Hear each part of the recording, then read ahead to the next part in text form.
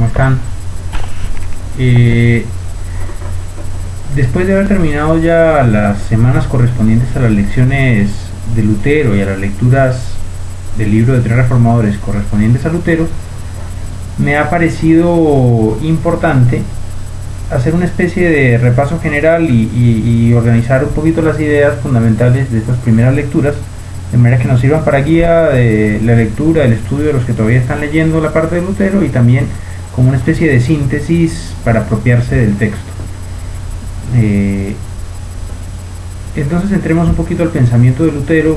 No tengo que entrar en detalles porque algunos de ustedes conocen, y el libro de Maritain también da bastante información sobre quién fue y qué hizo, pero sí me parece importante resaltar, insistir, enfatizar algunos puntos que están implícitos o explícitos en el texto de Maritain sobre Lutero.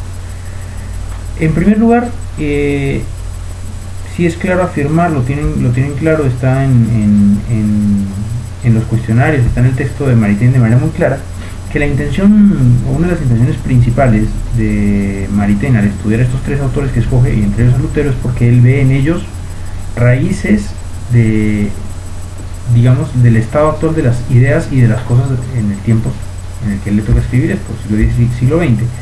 Y nosotros podríamos extrapolar eso por la continuidad histórica del pensamiento, que son raíces distorsionadoras de nuestro pensamiento, ¿no? De nuestro pensamiento también hoy en día, ¿no?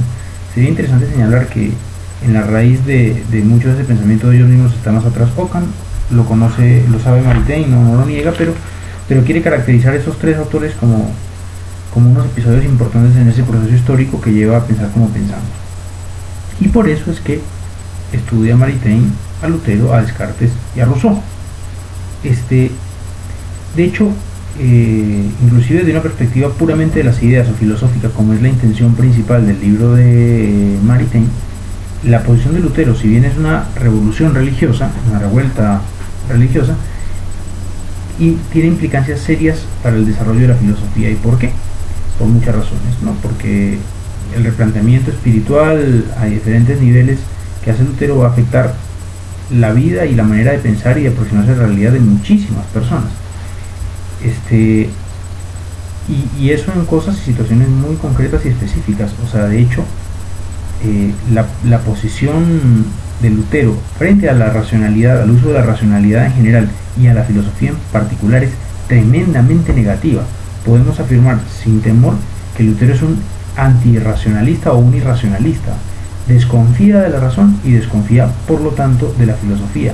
Las considera peligrosas. Sus palabras críticas, destructivas para con Aristóteles, por ejemplo, y en general el esfuerzo filosófico del hombre, son muchas.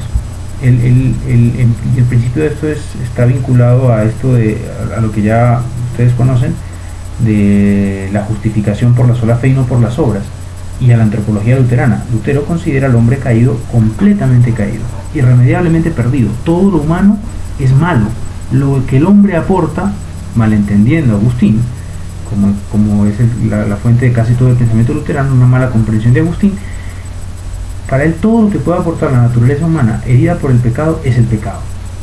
No hay ninguna dimensión positiva que pueda aportar, y por tanto la razón misma está dañada, y todo el esfuerzo racional por conocer la realidad, por explicar la realidad, por buscar la verdad, por acceder a Dios, por darle una respuesta a la vida del hombre en el mundo, es decir, todo el esfuerzo filosófico en última instancia, es un acto de soberbia, es un acto del hombre creyendo que en su autonomía puede alcanzar lo que solamente Dios le puede dar. De hecho, y lo vincula más o menos directamente al mismo esfuerzo de Adán y Eva en el paraíso de tratar de ser como dioses por el conocimiento del bien y del mal. Como ven, claramente una mala comprensión que lleva a problemas serios, y eso va a marcar mucho la dinámica del pensamiento posterior. Es interesante a ese respecto que el único pensador que no critica con tanta fuerza filosóficamente de los que conoce y está cercano, que es Ockham, es una de sus fuentes de inspiración, Guillermo de Ockham, y no lo hace por una razón muy sencilla, porque Guillermo de Ockham establece una separación radical ya del mismo entre el ámbito de la fe y el ámbito de la razón. Entonces, como ámbitos separados, la razón, dirá Lutero, sirve simplemente para lo útil, cualquier pretensión metafísica o filosófica es lo que él critica, y eso ya lo había hecho Ockham. La razón se restringe y tiene utilidad, tiene función solamente para lo útil de la vida cotidiana de las personas y de los seres humanos. Entonces eso tiene que quedar claro, y es importante también recordar, Maritain insiste mucho en esto, es una tesis fundamental de su aproximación a Lutero, de que toda esta propuesta luterana, miren, el orden del pensamiento es muy sencillo, es una proyección de la problemática personal de Lutero. ¿En qué sentido? Para hacerlo muy breve y de verdad con muy poco respeto a la experiencia personal de Lutero, lo que se sabe es que Lutero tenía una experiencia muy intensa, muy fuerte de estar lejos de la salvación. Probablemente una visión escrupulosa, unida a una insuficiente compañía espiritual o inadecuada, hacía que ciertos pecados, caídas, problemas cuya naturaleza exacta no podemos determinar que sufría Lutero, lo llevaran a pensar que estaba condenado, y ver su reincidencia en el pecado hizo que él dijera, bueno, estoy irremediablemente condenado. Si es que de mis obras, diría él, depende mi salvación, estoy frito, porque peco y vuelvo a pecar y peco en lo mismo. Frente a ese miedo, él reacciona yéndose al extremo de decir, no, mi salvación no proviene en modo alguno de mis obras, proviene exclusivamente de Dios, que me salva con su gracia. Y es una salvación, además, dice, yo ya he sido bautizado, yo ya creo, porque no cambio. Es una salvación, una redención que no implica cambio en la persona, segundo elemento de su proyección de su propia problemática personal. ¿Qué va a ser entonces? Lo señalaba Maritain, un cubrir a la persona, a la realidad de la persona con la imagen del Hijo, con la realidad del Hijo. El Hijo al redimirnos no nos cambia, sino que simplemente nos cubre con su realidad para que el Padre al vernos lo vea a Él. No hay transformación real de la persona y por tanto la persona sigue hundida en la condición que la dejó el pecado original. Proyección de la experiencia personal de Lutero, mal entendida y mal decodificada. Eso, para justificar esa posición teológicamente, Lutero va a tener que hacer muchas cosas, y entre ellas dejar de lado toda la tradición de la Iglesia y dejar de lado la interpretación magisterial de la Escritura. Ahora, eso también lo va a hacer él fundado en los mismos argumentos ya señalados, es decir, si la razón es mala, si la razón, cuando se mete a filosofar y a pretender hablar de temas de fe y a comprender la realidad, lo único que hace es una manifestación de la soberbia, y confunde y daña y enreda, entonces toda la tradición de la Iglesia es objeto de desconfianza, porque ha sido forjada por seres humanos pensando, tratando de entender la revelación. Entonces, lo que Lutero comienza es una mal entendida, muy mal aplicada, o muy mal entendido y mal aplicado retorno a las fuentes, ¿no? Lo que caracteriza casi todos los movimientos protestantes, revolucionarios, sectarios, ¿no? Una malentendida retorno a las fuentes y en concreto a una fuente que es la Sagrada Escritura, olvidando e ignorando, de hecho sea de paso, que la misma Sagrada Escritura es producto de una tradición y es producto de la Iglesia, por lo menos en el Nuevo Testamento, pero bueno, eso es otro tema. Entonces él se queda con el Nuevo Testamento como única fuente válida de revelación, rechazando la tradición y rechazando el magisterio.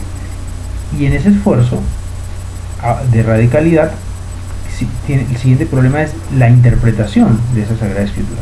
¿Cómo se interpreta? Como él está anulando cualquier instancia externa, objetiva, el magisterio quedó anulado y la tradición también, entonces el principio de interpretación tiene que ser el individuo que se aproxima a la Escritura, y entonces estamos de lleno con la libre interpretación. Y junto a la libre interpretación, otro elemento teológico que va a ser muy importante a lo que quiero llegar es al negar el magisterio y a negar la acción magisterial de la Iglesia, va a terminar diciendo que el ser humano no necesita mediación alguna en su relación con Dios, lo cual en un cierto bien entendido podría ser algo real, en su relación con Jesucristo, pero que como él lo entiende, es decir, prescindiendo de la Iglesia, que es a través de la que se ejercita la única mediación de Cristo, entonces cada hombre concreto, cada individuo concreto se convierte en la regla de su propia relación con Dios. Eso es lo que él pretende en un principio, después se va a convertir en el más dogmático de los dogmáticos, ¿no? En un nuevo magisterio, porque si no, no habría unidad luterana. Pero esa es por lo menos su pretensión. Entonces, esos dos elementos, de que no hay mediación necesaria entre Dios y el hombre, y tampoco hay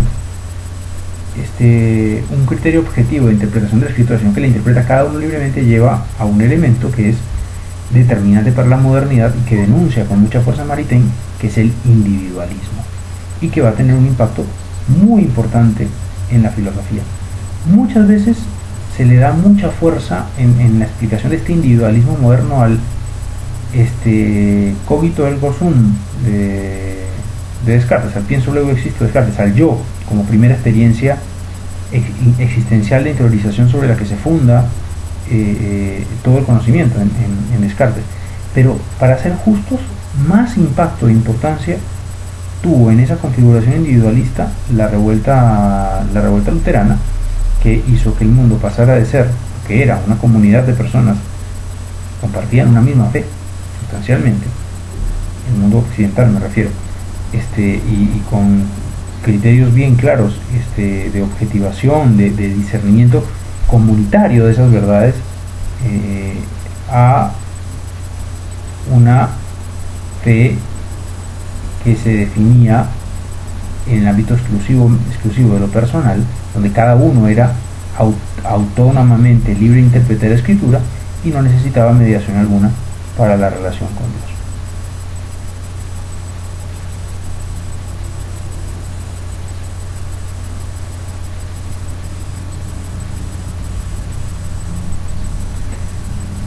Creo que con esto podemos darnos